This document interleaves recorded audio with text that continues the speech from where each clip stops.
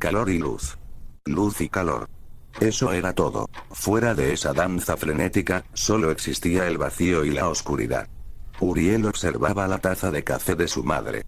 Vigilaba cómo el agua recién hervida emitía un vapor espeso y caliente, una caricia que al contacto con la piel resulta irritante. Irritante como solo él sabía serlo. A veces Uriel piensa que el vapor quiere decirle algo. Algo maravilloso y aterrador al mismo tiempo. Que absolutamente todo se enfría, todo se apaga, todo se queda quieto, todo se comporta igual eventualmente, y eso no aplica solo para las tazas de café, sino para todos, para él mismo incluido. El tiempo no para y conforme avanza el tiempo pierdes un poco de tu calor, el poco calor que te queda de vida. Aunque Uriel solo tenía 11 años, el frío y el calor estaban grabados en su mente. A diferencia de los demás niños, que perdían el tiempo entre videojuegos, correr y gritar, él los observaba en silencio. A ellos no les importa que con cada grito, se enfriaban y se apagaban un poco más. Que eventualmente envejecerán y morirán. Pero para él, esto no era una amenaza, sino un hecho incuestionable. Tan lógico como que 1 más 1 es 2 o que el fuego quema, todo se enfría. A Uriel le gustaba comparar la vida con una vela, un simple objeto de decoración que inicia con una llama vibrante, pero cuyo combustible siempre se agota, dejando tras de sí solo cera fría y oscuridad. En una ocasión, Uriel le dijo a su abuela: el mundo se está congelando y oscureciendo, a lo que, extrañada, aquella señora de 70 años preguntó: ¿De qué estás hablando, Uriel? Ni corto ni perezoso, Uriel le respondió. ¿No ves tus arrugas, abuela? Tu rostro se está congelando, son las marcas de unos cristales de hielo que se están formando, pero no es un hielo como el de la nevera que se pueda derretir, y por eso te seguirás enfriando, tu flama seguirá haciéndose más débil hasta que solo quede frío y oscuridad en su lugar. La abuela, sintiendo un escalofrío que no supo explicar, se limitó a fruncir el ceño con indignación. Le dijo que era un grosero y un maleducado. Uriel no entendía por qué su abuela estaba tan molesta, solo le había dicho la verdad, él mismo se estaba enfriando y apagando, solo que por ahora su flama aún brillaba y calentaba, mientras que su abuela ya presentaba cristales de hielo. A ella le gustaba el orden, y el frío, pensó Uriel, era el orden perfecto, sin ruido, sin calor ni luz que moleste, solo quietud y silencio. Era un frío silencioso y universal que, a diferencia del normal, tenía un sonido.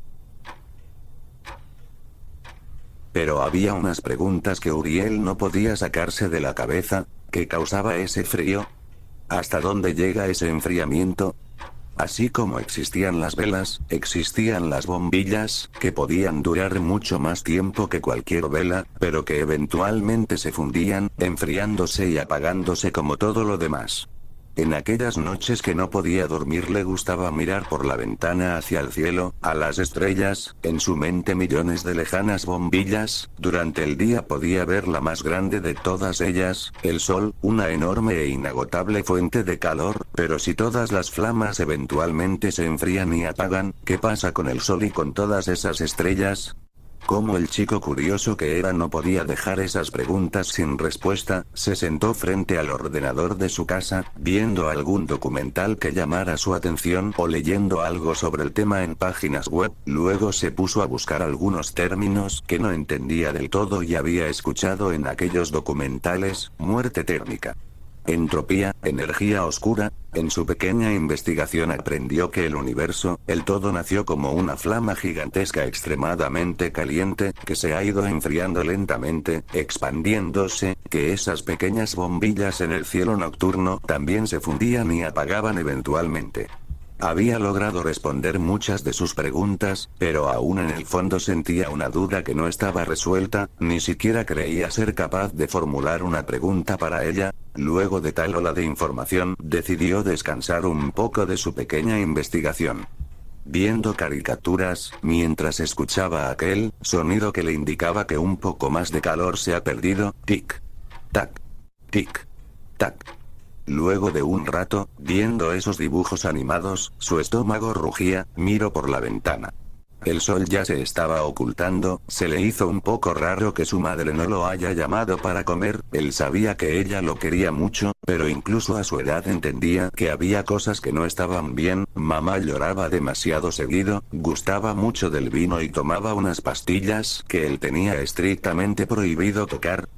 Uriel jamás supo qué pasó con su padre, pero ya tenía una idea, hay velas que se apagan muy pronto, algunas duran 100 años, otras 45 y otras que apenas son encendidas se enfrían y se apagan. Uriel se levantó, en dirección a la nevera para buscar un refrigerio y silenciar su estómago. Cuando llegó a la sala vio a su madre sentada en el sofá, con una botella de vino en una mano, derramando el líquido rojo en el suelo y un frasco de las pastillas prohibidas casi vacío en la otra. Su rostro estaba presionado en el sillón y en su propio hombro, formando un pequeño charco de saliva en la tela, sobredosis o intoxicación etílica, quizás ambas.